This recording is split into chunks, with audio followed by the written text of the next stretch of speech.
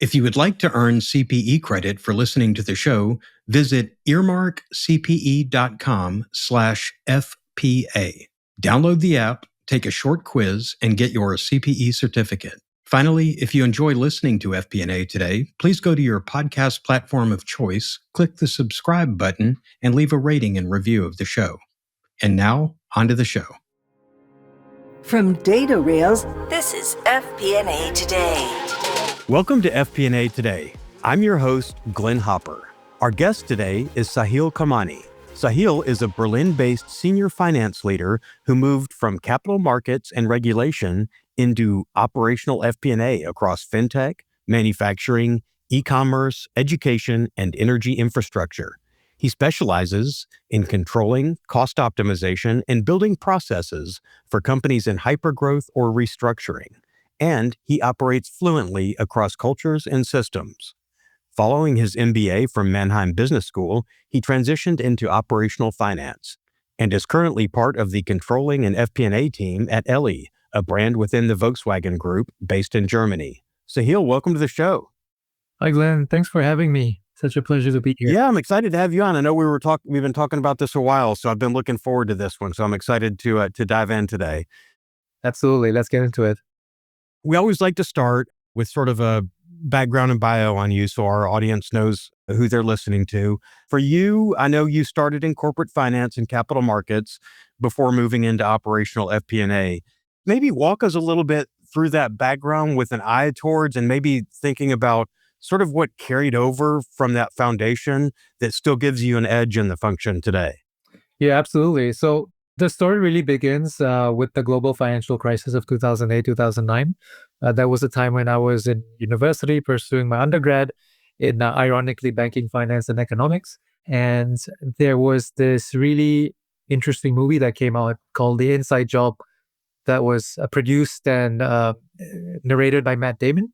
I actually brought that movie over to my university. We had a screening, and it was really, that's one of the movies that has impacted my career from the get-go, where you saw the kind of issues that were within the financial system and what regulators were trying to do, what the banks were trying to do, and how this eventually impacted the common man. This was super interesting for me. So upon graduation, I decided that, okay, this is an industry I want to join. So I joined corporate finance, investment banking, sort of the same realm.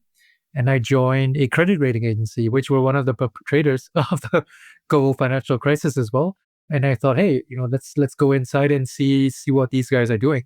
So I got a wonderful opportunity to join my first company. I stuck around for 4 years as a fresh graduate and as a youngling of just 22 years old. I had the opportunity to sit across the table from C-level individuals, with decades of work experience, and them trying to defend their respective companies and groups to someone like me and my colleagues, just so that they could get that credit rating that they wanted to, or they do not get downgraded. It worked either way. So this was super fascinating for me. I learned a lot, long hours, as you can imagine, in the corporate finance realm. And shortly after that, I switched over to the regulator side because this was another sort of perspective that I wanted to see. And again, the SEC was heavily criticized, was role in perpetrating the GFC of 2008. So on I went to the SE in Malaysia, not the SEC, but we call it the SE. And there I looked at companies that were interested in IPOs and sort of on the equity side. So any sort of share offerings, reverse takeovers, all of that sort of went through my desk. And so reviewing prospectuses was a big part of the job. And dealing with investment bankers on a daily basis was a given. So then I sort of completed the entire realm of corporate finance in that sense, where I had debt and I had equity.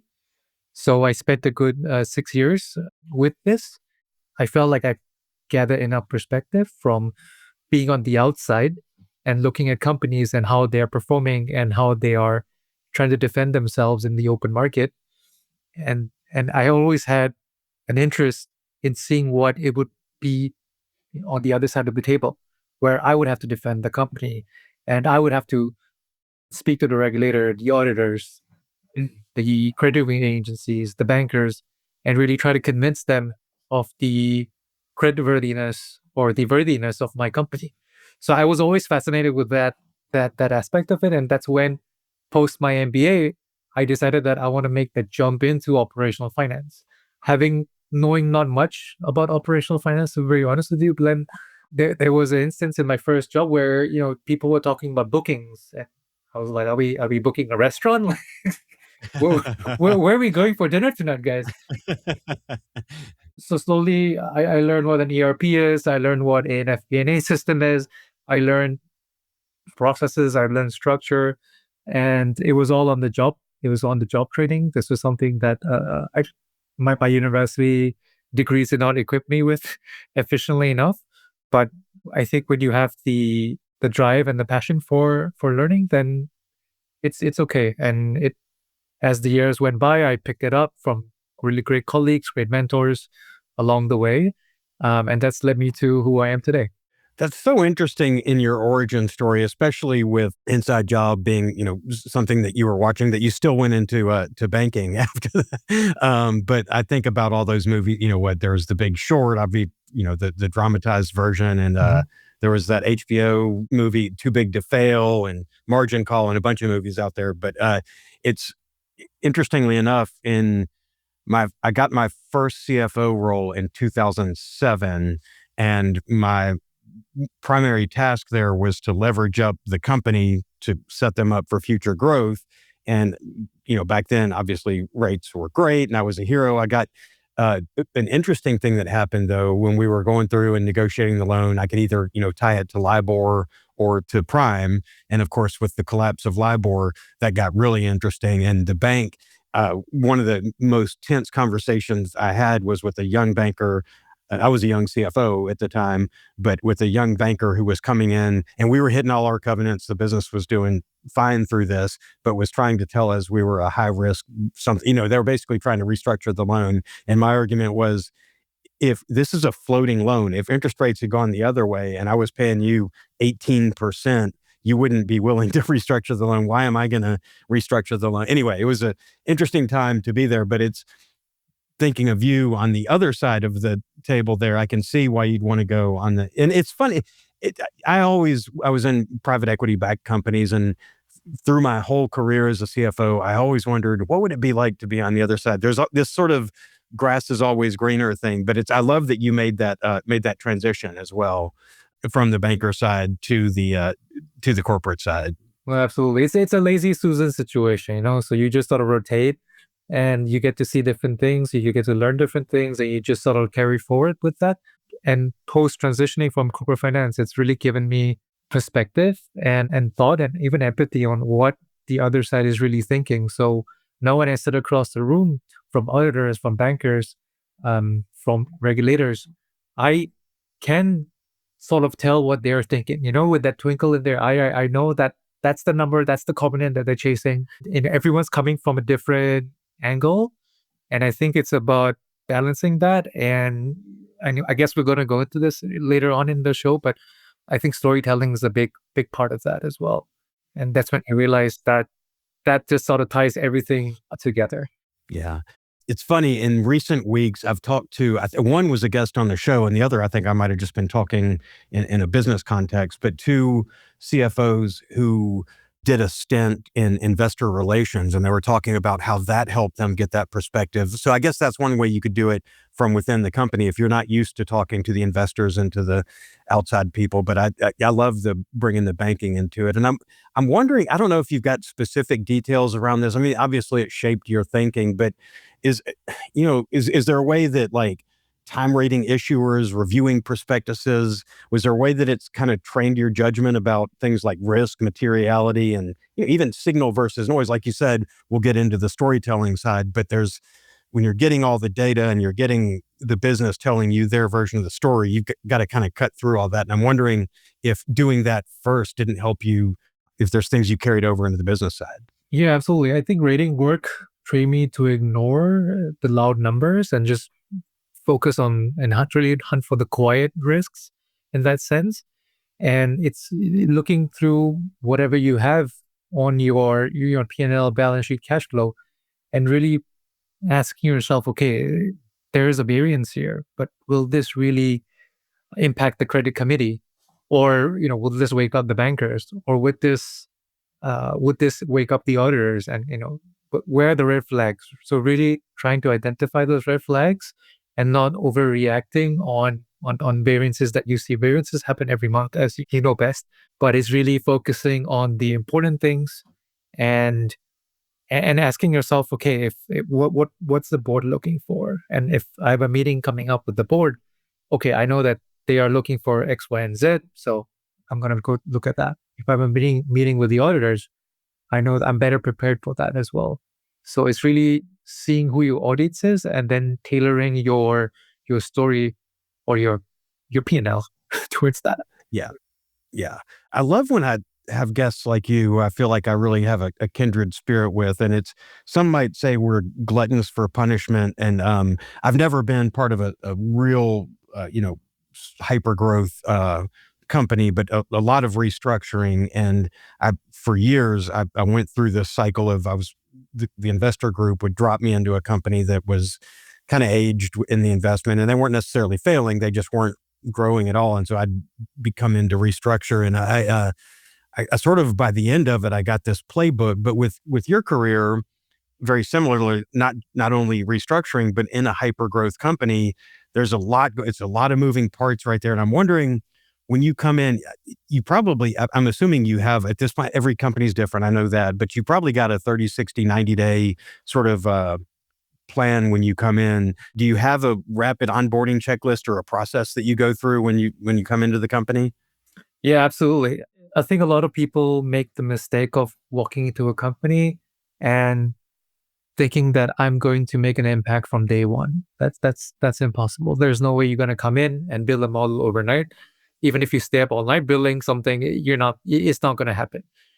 So I always like to think of myself, and I'm going to use the football analogy here, and soccer for North Americans, where I always like to think of myself as a new signing. So I'm a new signing. I'm expensive. I like to think I'm expensive. I've come in. I've done the signing. I've signed the contract. I've got my jersey.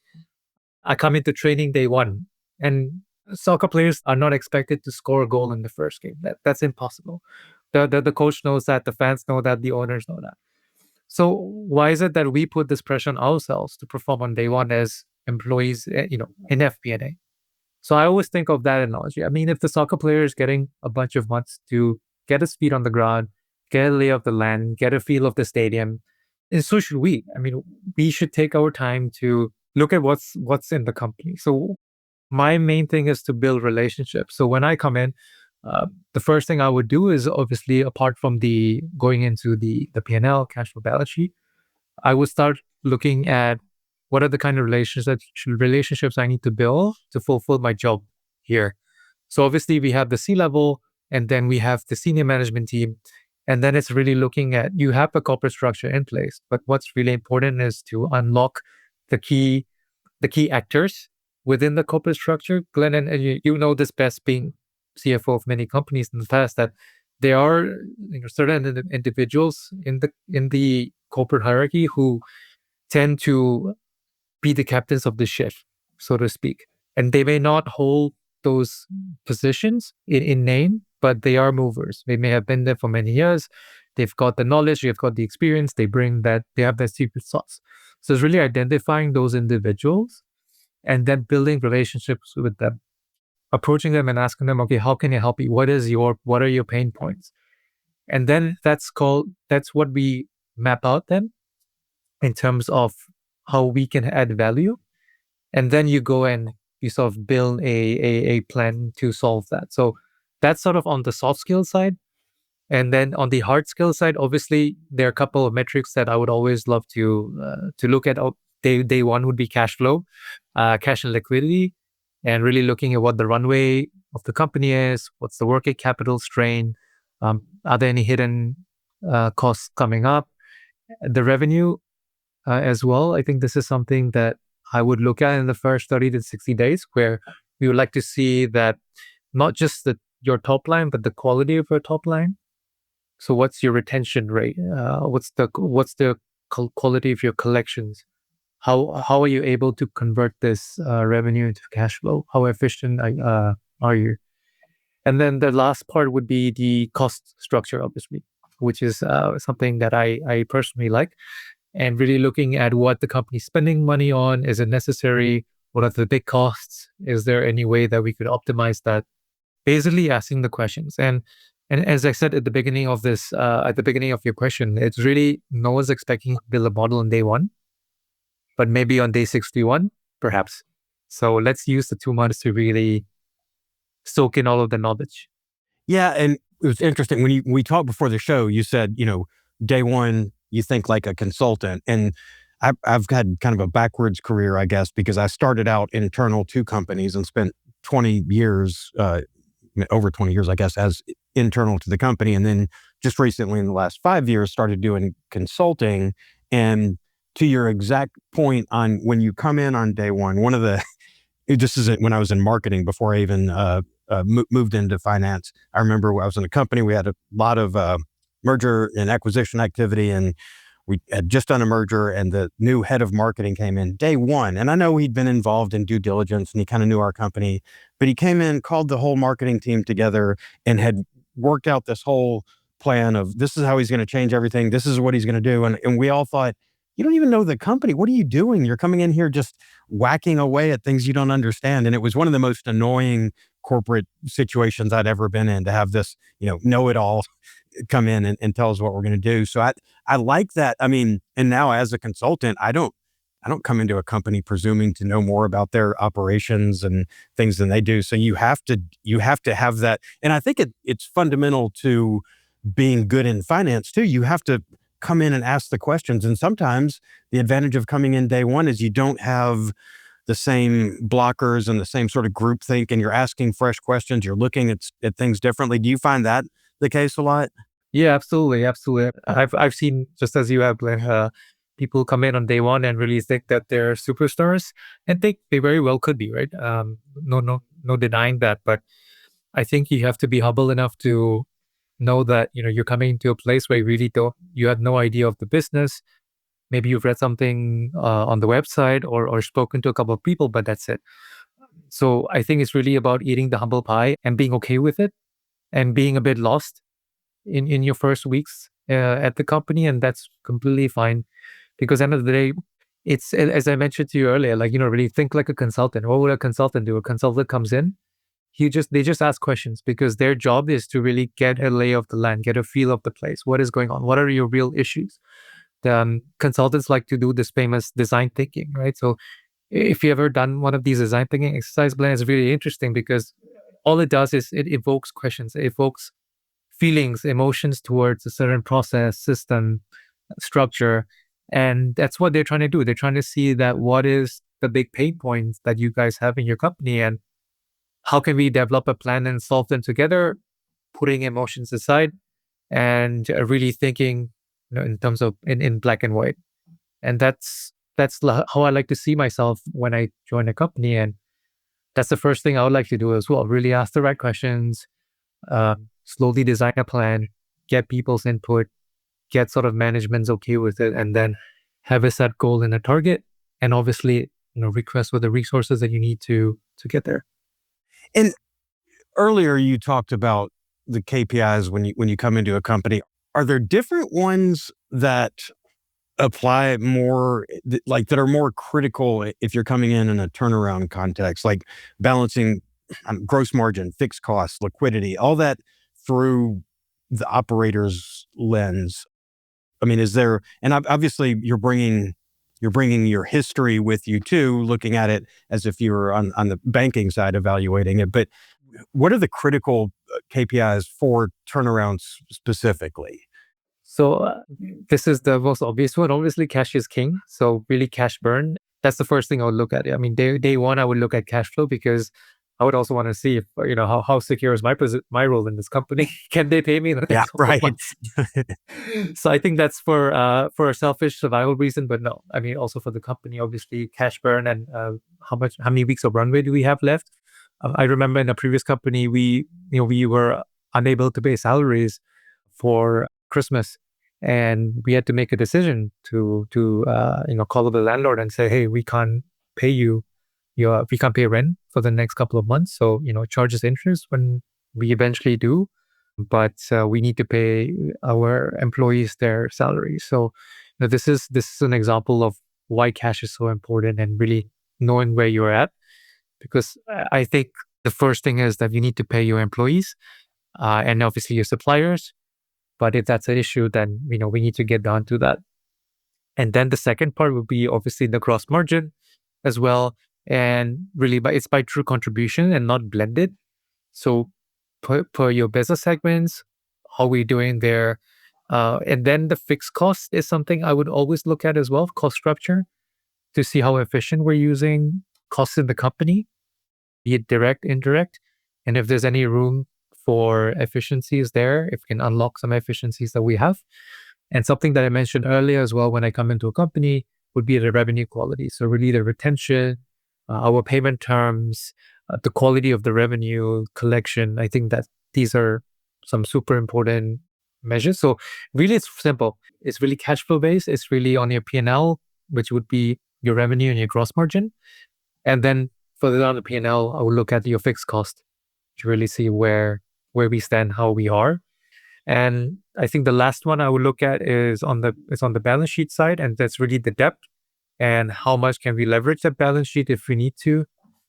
What are the options that we have in the open market, for example? If we need to raise cash, is there any way that we could raise debt to service that or sell some equity? These are some examples, yeah.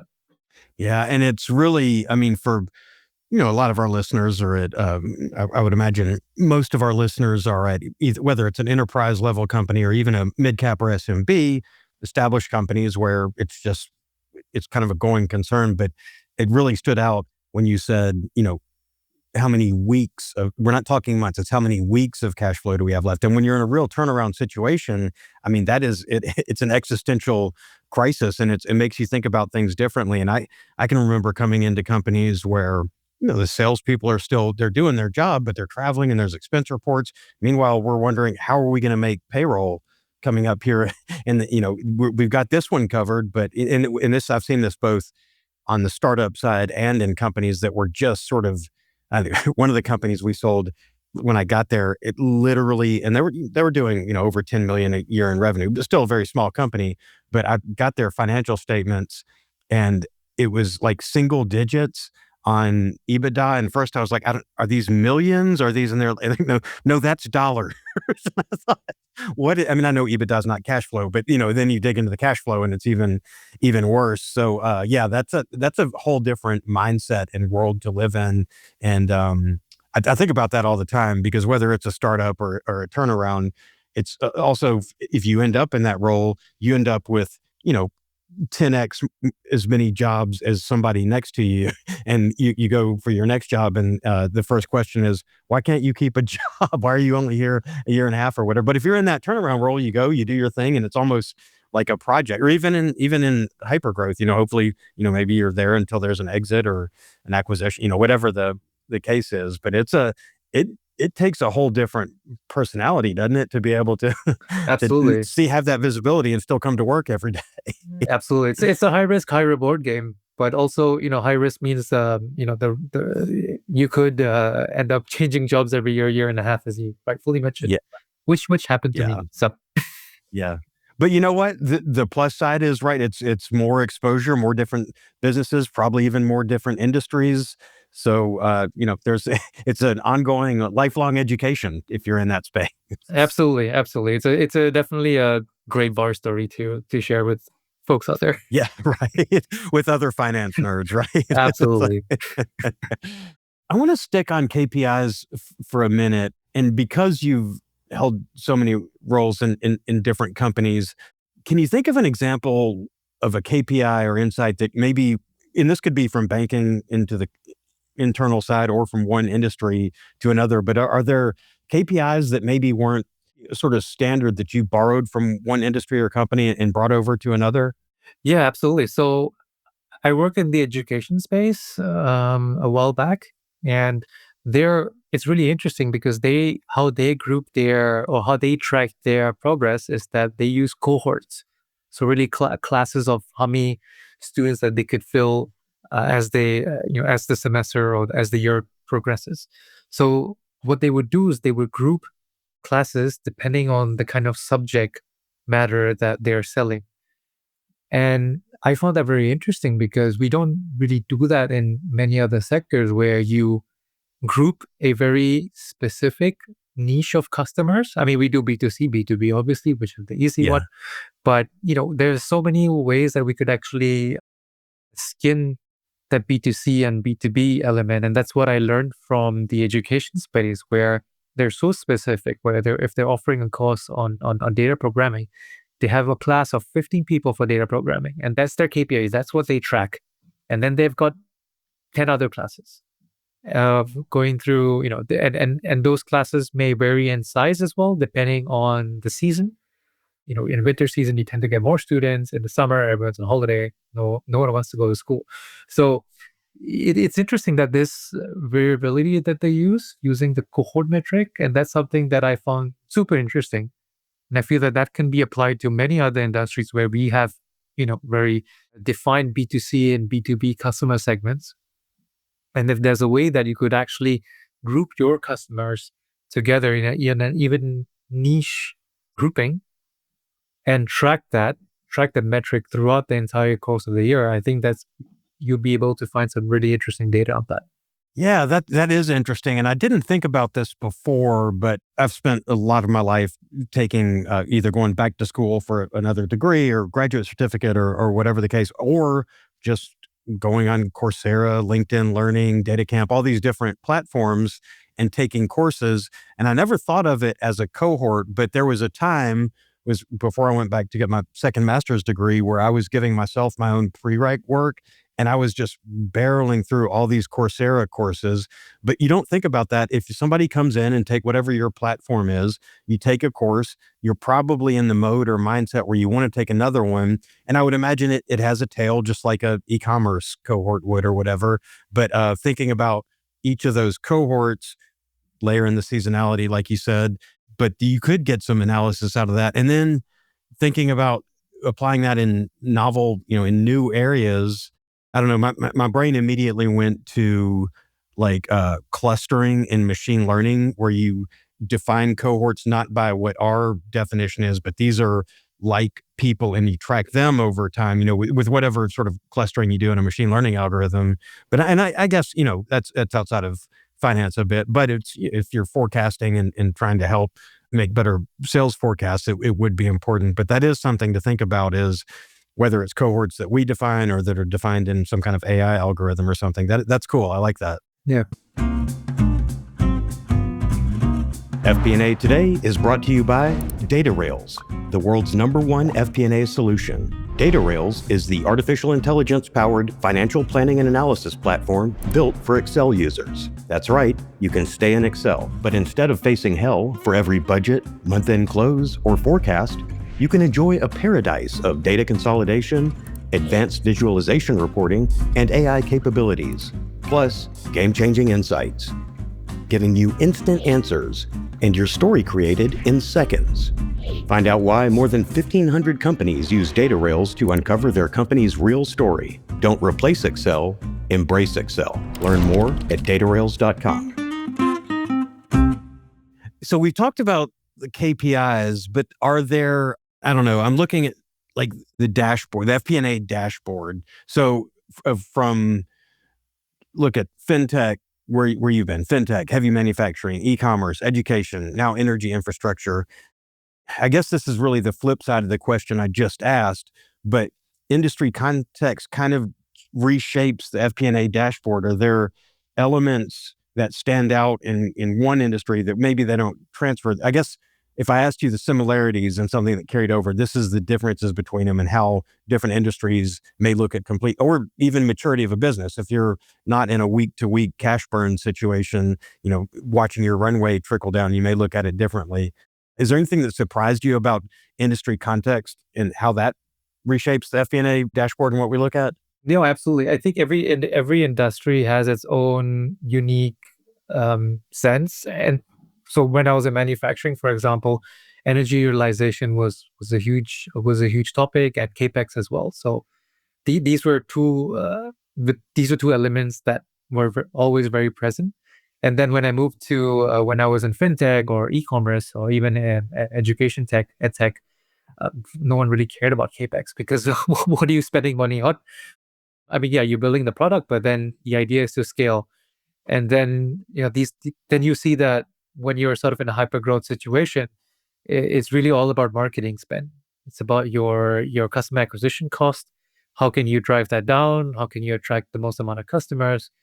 So then we go into a completely different realm where else when it was heavy traditional manufacturing, you build one machine, and if you sell that, fantastic.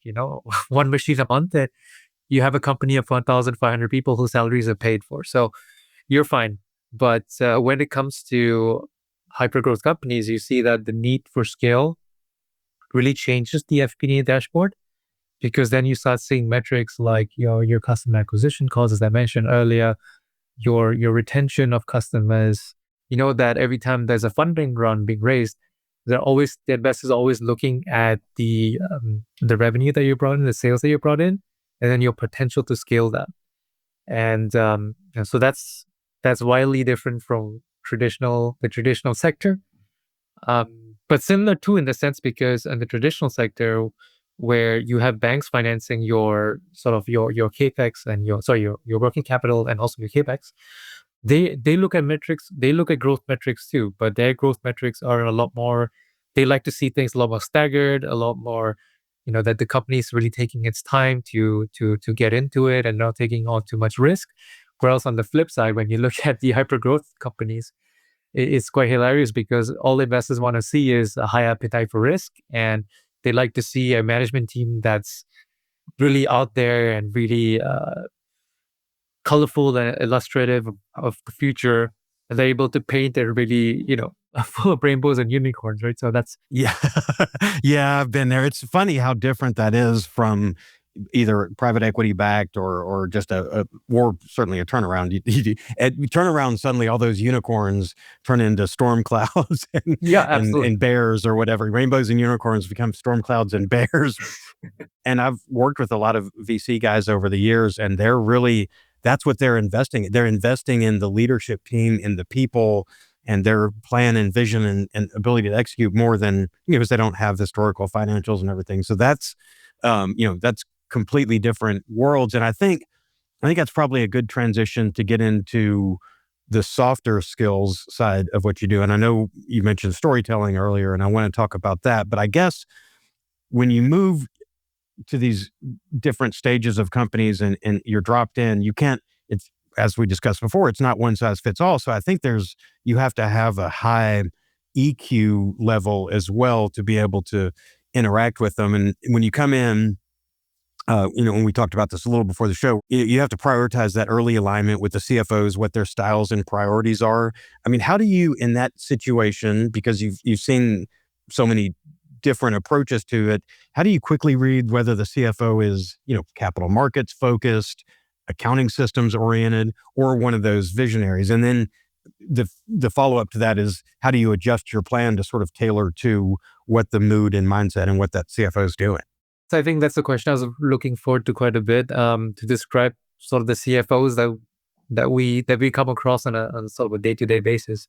The first hit would already be in the interview. So during the hiring phase, I'm sure everyone out there would have a final interview with the CFO, and where the CFO would decide whether to give you the job or not, right? So if you get the job, congratulations, fantastic.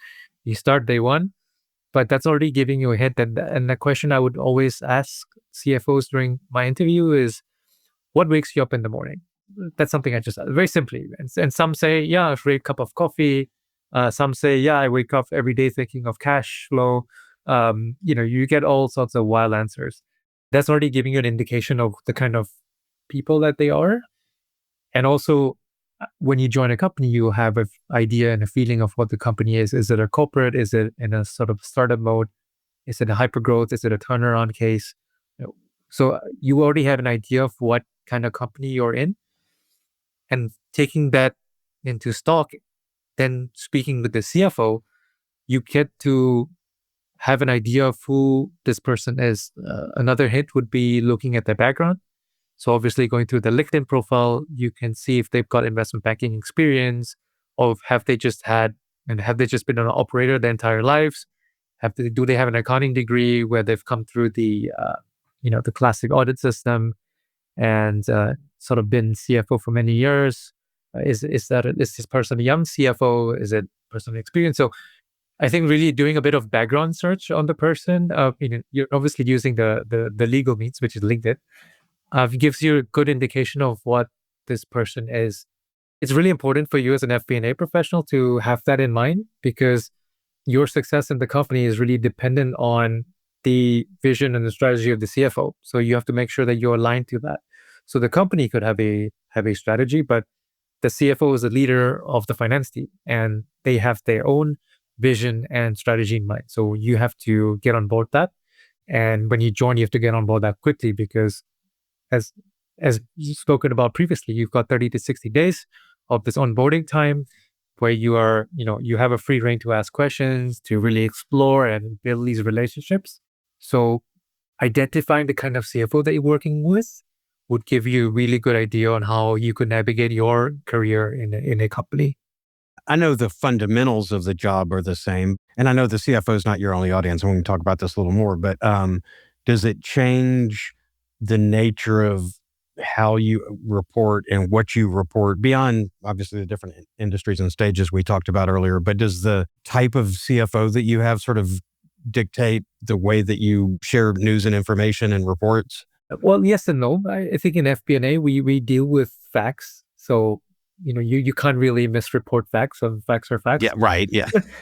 But I think it comes down to your ability to storytell. So if it's a real capital market focused CFO who's really focused on fundraising and investor relations, then you know that there's certain KPIs that they would prefer. So really, keeping a closer eye on those KPIs, variances, movements, reasons on why did that happen, and then sharing that with them. I think this would be a really good way to approach that. If your CFO is more from a traditional accounting background and they're focused more on ensuring that the structure and the process of the accounting and the finance team stays is strict, then that's on you to identify maybe certain gaps in the system.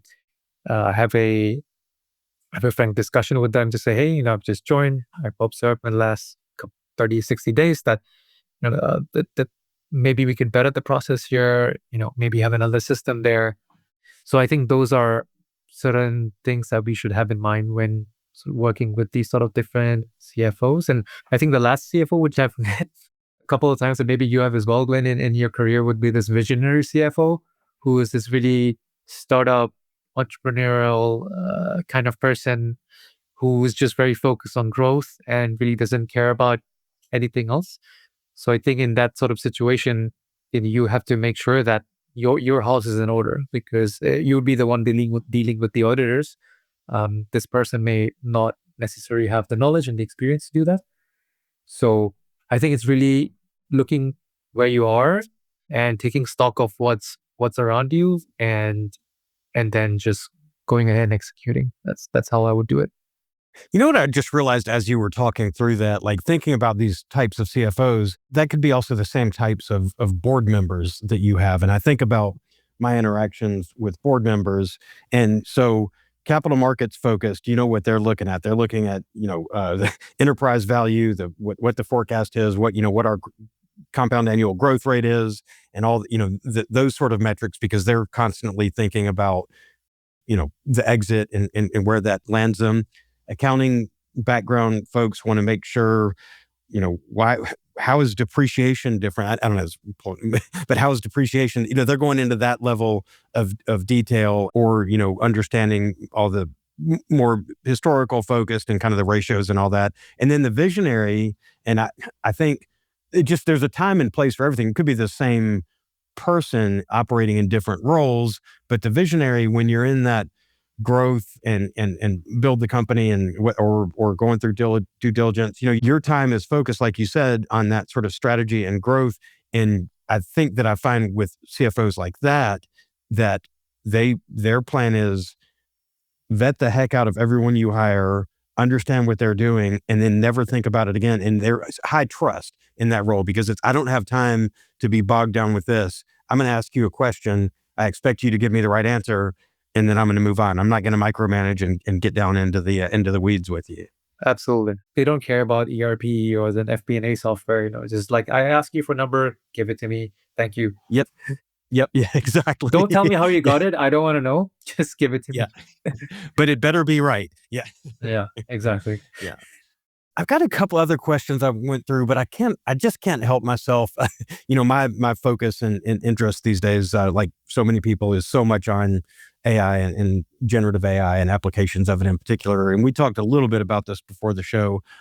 As far as what you're doing now, what's your sense of maybe where generative AI applies, or even we can even go broader than that and talk about automation in general, because I think sometimes automation gets lumped in with the whole AI bucket. But what are the most realistic near-term wins that finance teams can have using generative AI, agentic workflows? And I'm thinking about areas like AR, AP, close to report. Or what have you seen, and what's your experience been around that? There's quite a lot of things that you're seeing in the market nowadays. I've worked with an FP&A software in a former with a former employer where we implemented it, and you had sort of your PowerPoint and your Excel linked through the backend, and what happened was the numbers from the FP&A tool would actually feed into your Excel to create tables for you, and also the PowerPoint. So really, the graphs, the language even would be completely automated. So you get an entire slide deck built for your board, completely automated, because they've linked it and they've gone through an entire integration process to help you do that. So that's an example I've seen, at least from the FP&A software side, and I think many players out there offer that as well. But obviously, you've got the variance explanation. I think that's one thing that's key, where you want I've seen tools really explain to you why variances occur, and this is something that we used to do in the past, right? Like, we're looking at numbers and thinking, okay, why this happens. But and obviously now you've got AI agents that do that for you. How accurate it is, we will find out. Because I've personally never used this, but I've seen demonstrations where this is used. I think automation gets a lot more interesting in the accounting domain, where you've got this ARAP bit going on. I have friends who are building companies here in Berlin. Shout out to my friend Erwin, actually, who's building his company called Myra. And what they're trying to do is they're trying to introduce AI agents to automate your AR and your accounts receivables, accounts payables, because these are really mundane tasks that accountants have been doing all these years. And we have seen that it's very simply, Glenn, if you tip the salaries of accountants divided by your invoices, that's what you get your processing cost per invoice, right? Very simply. And so the goal of these AR and AP agents is really to reduce that cost per invoice. And so there's a huge margin there for improvement, because if you actually calculate the cost of processing every invoice in your company, it's about on average about 14 to 15 euros in Germany, at least. And so, getting that cost down is a huge win for the company from a cost perspective and a cost optimization perspective.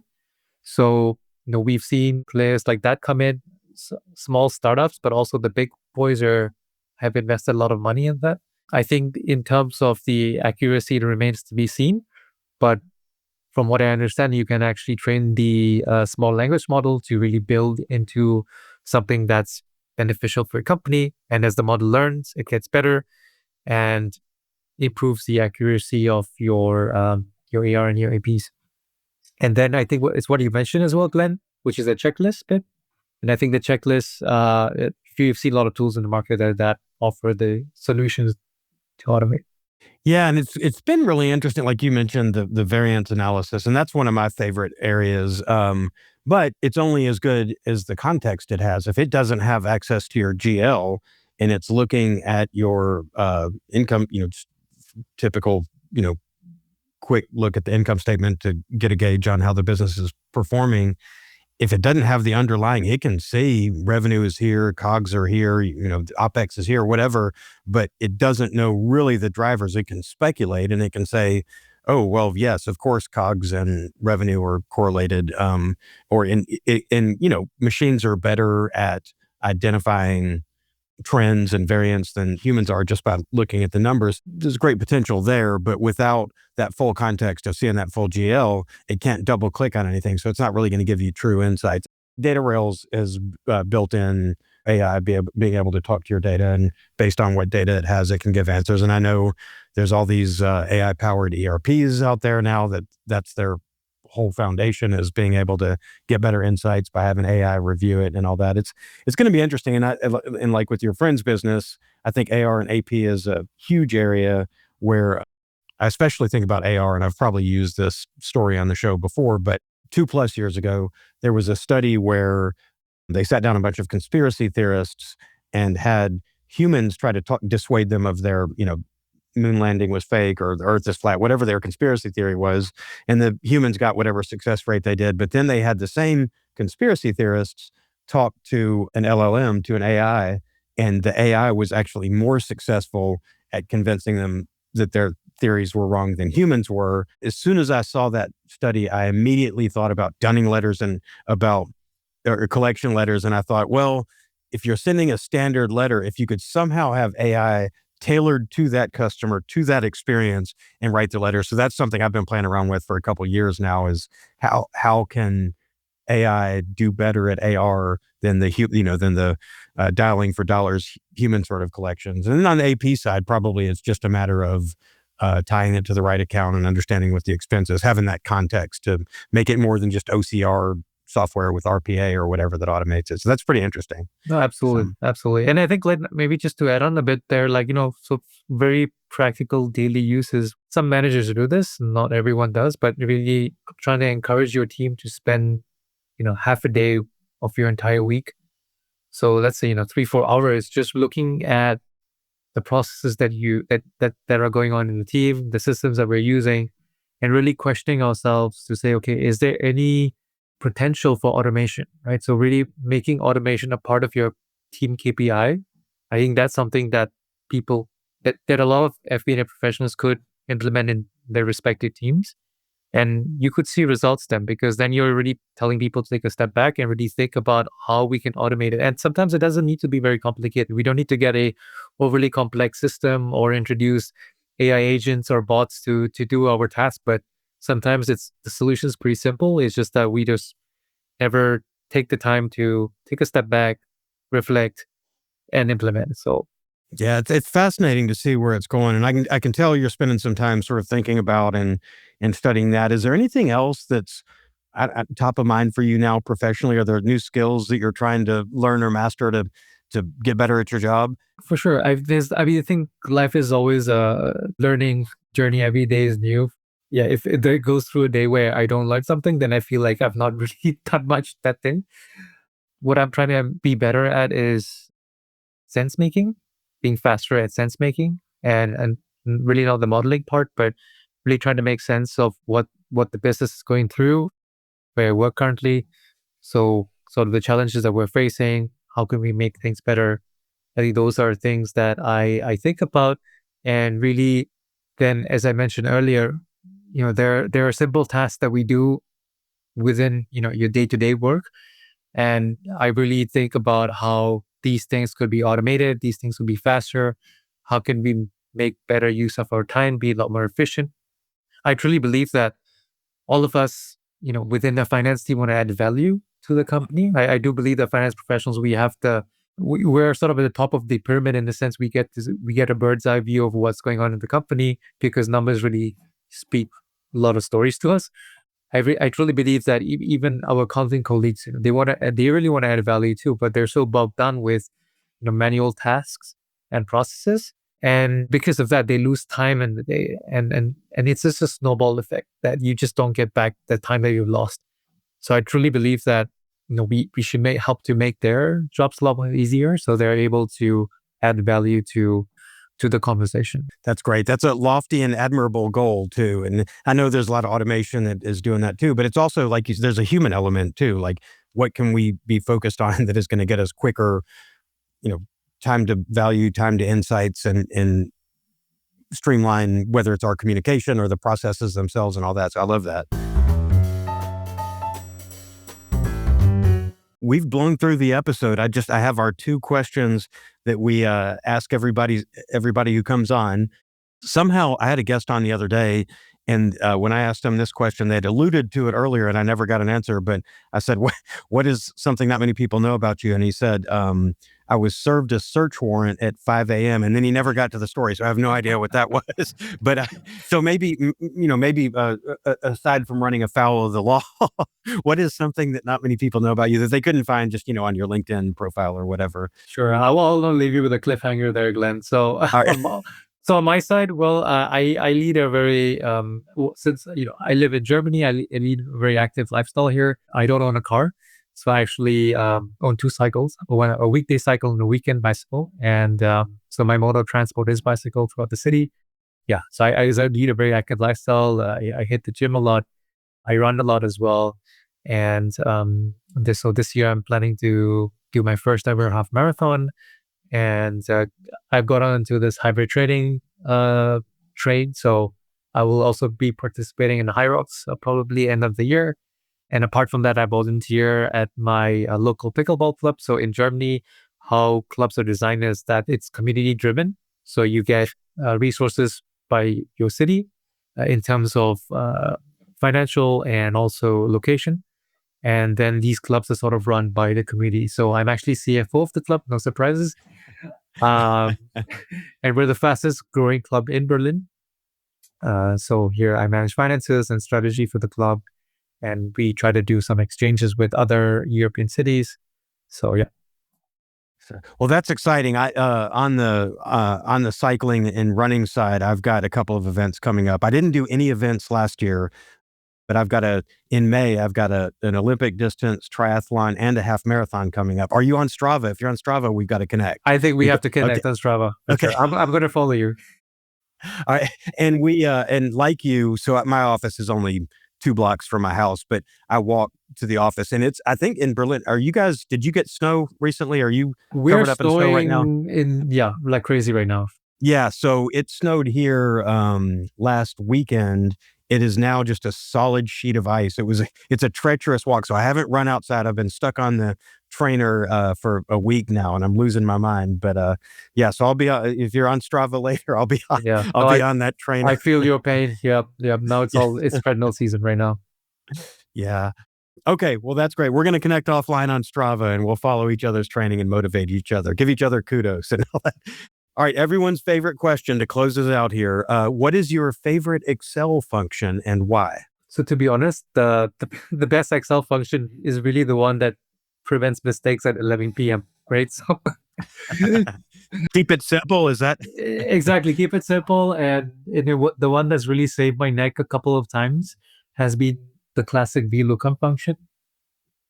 And it's been a savior for me many occasions, many a times late at night where my brain has shut off and I just need something simple to work. And VLOOKUP has come to my rescue. So thank you, VLOOKUP. Yeah, so when I was a guest on the show before I was the host, that was my answer as well. And you've got the super Excel folks who are like, oh, come on, you got to index match and Power Query and all that. But yes, I'm with you on VLOOKUP. And I think you're the 3rd guest in a row to say VLOOKUP too. Okay. So it's an oldie but a goodie. It's a standard. It works. Absolutely. Well, Sahil, I really enjoyed the episode, and thank you so much for coming on. Thank you for your time. Like really, it's been surreal being on this show with so many other awesome guests that you had in the past. Thank you.